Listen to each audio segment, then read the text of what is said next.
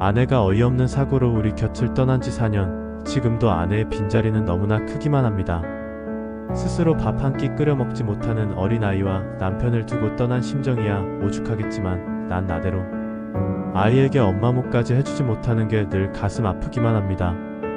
언젠가 출장으로 인해 아이에게 아침도 제대로 챙겨주지 못하고 출근 준비만 부랴부랴 하다가 새벽부터 집을 나섰던 적이 있었지요. 전날 지어먹은 밥이 밥솥에 조금은 남아있기에 계란찜을 얼른 데워놓고 아직 잠이 덜 깬 아이에게 대강 설명하고 출장지로 내려갔습니다. 그러니 일이 손에 잡힐 리가 있나요? 그저 걱정이 되어 몇 번이나 전화로 아이의 아침을 챙기느라 제대로 일도 못 본 것 같습니다. 출장을 다녀온 바로 그날 저녁 8시 집으로 돌아온 나는 아이와 간단한 인사를 한 뒤 너무나 피곤한 몸에 아이의 저녁 걱정은 뒤로 한 채 방으로 들어와 양복 상의를 아무렇게나 벗어 던지고 침대에 대자로 누웠습니다.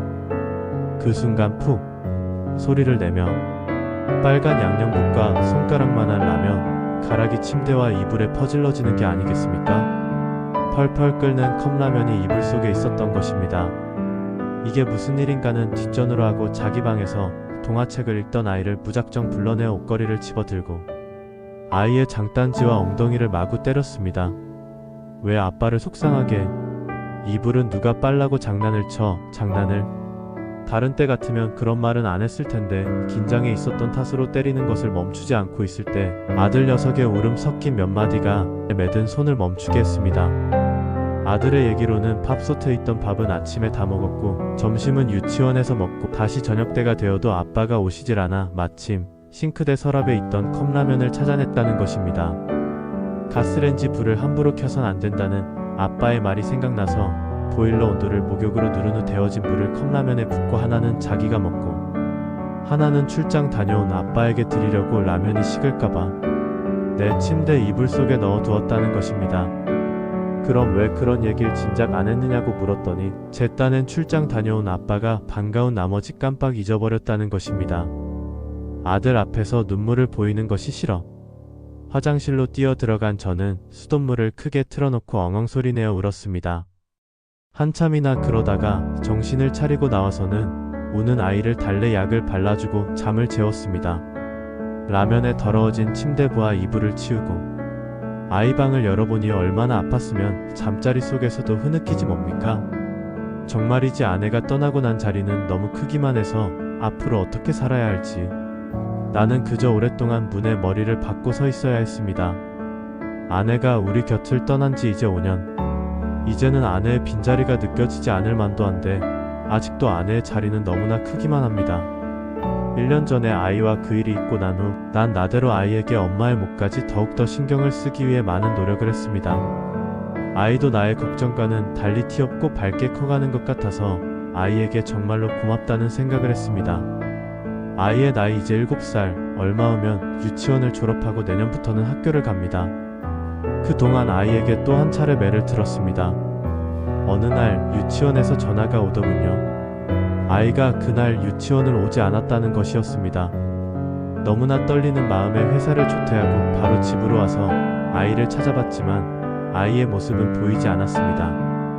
아이의 이름을 부르며 온 동네가 떠나갈 정도로 애타게 아이를 찾았습니다. 그런데 그놈이 놀이터에서 혼자 신나게 놀고 있더군요. 너무나도 아이에게 화가 나서 집으로 온 후 아이에게 매를 들었습니다. 그런데 아이는 단 한 차례의 변명도 하지 않고 잘못을 빌더군요. 나중에 안 사실이지만 그날은 유치원에서 부모님을 모셔놓고 재롱잔치를 한 날이라고 했습니다. 그 일이 있고 며칠 후 아이는 유치원에서 글을 배웠다고 너무나도 기뻐하는 모습으로 집으로 들어왔습니다. 그리고 그날부터 아이는 저녁만 되면 자기 방에서 꼼짝하지 않고 글을 써대는 것이었습니다. 아이의 모습이 얼마나 기특한지 비록 아내가 없지만 하늘에서 아이의 모습을 보곤 미소 짓고 있을 생각을 하니 난 또 다시 흐르는 눈물을 참을 수가 없었습니다. 그렇게 1년 정도의 시간이 흐르고 겨울이 되고 거리에는 크리스마스 캐롤송이 흘러나올 때쯤 아이가 또 한 차례 일을 저질렀습니다. 그날 회사에서 퇴근 준비를 하고 있는데 누군가가 나를 찾는다고 전화를 했습니다. 그 전화는 우리 동네의 우체국 출장소였는데 우리 아이가 우체통에 주소도 쓰지 않고 우표도 붙이지 않은 편지 300여 통을 넣는 바람에 가장 바쁜 연말에 우체국 업무에 막대한 지장을 끼친다고 전화가 온 것입니다. 서둘러 집으로 간 나는 아이가 또 일을 저질렀다는 생각에 아이를 불러놓고 다시는 들지 않으려던 매를 또다시 들었습니다. 하지만 이번에는 아이는 변명을 하지 않고 잘못했다는 소리뿐. 아이가 그렇게 맞는데도 변명을 하지 않자 아이를 때리는 것을 그만두고 우체국에 가서 편지를 받아왔습니다. 편지를 가지고 온 후 아이를 불러놓고 도대체 왜 이런 일을 했느냐고 물어봤습니다. 그러자 아이가 울먹이는 목소리로 대답하더군요. 엄마에게 편지를 보낸 거라고. 순간 울컥하며 나의 눈시울이 빨개지는 것을 느꼈습니다. 하지만 아이가 바로 앞에 있는 터라 아이에게 티내지 않고 다시 물어보았습니다. 그럼 도대체 왜 이렇게 많은 편지를 한 번에 보냈느냐고. 그러자 아이는 그동안 편지를 계속 써왔는데 우체통의 턱이 높아서 자기의 키가 닿지 않아 쏘기만 하다가 요즘 들어 다시 재보니 우체통 입구에 손이 닿길래 여태까지 써왔던 편지를 한꺼번에 다 넣은 것이라고 하더군요. 전 아이에게 무슨 말을 해야 할지 그리고 어떻게 말을 해줘야 할지 막막했습니다. 잠시 후 아이에게 난 이렇게 말해주었습니다. 엄마는 하늘에 계시니까 다음부터는 편지를 쓰고 태워서 하늘로 올려보내라고. 그리고 그 편지들을 가지고 밖으로 나왔습니다. 주머니 속에서 라이터를 꺼내서 그 편지들을 태우기 시작했습니다. 그러다가 문득 아이가 엄마한테 무슨 얘기를 하고 싶었을까 궁금해졌습니다. 그래서 태우던 편지들 중 하나를 들고 읽어보았습니다. 보고 싶은 엄마에게. 엄마, 지난주에 우리 유치원에서 재롱잔치를 했어. 근데 난 엄마가 없어서 가지 않았어. 아빠가 엄마 생각날까봐 아빠한테 얘기 안 했어. 아빠가 나 찾으려고 막 돌아다녔는데 난 일부러 아빠 보는 앞에서 재미있게 놀았어. 그래서 아빠가 날 마구 때렸는데도 난 끝까지 얘기 안 했어. 나 매일 아빠가 엄마 생각나서 우는 거 본다. 근데 나 엄마 생각 이제 안 나.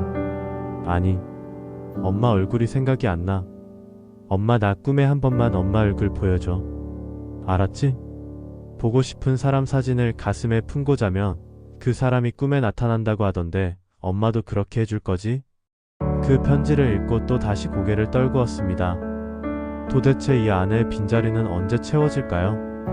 아니, 영원히 채워지지 않는 이 자리는 내 눈물로만 채워야 하는 걸까요? 정말이지 아내가 떠난 빈자리는 너무나 크기만 해서 시간이 지나도 채워지지가 않습니다. 시청해주셔서 감사합니다.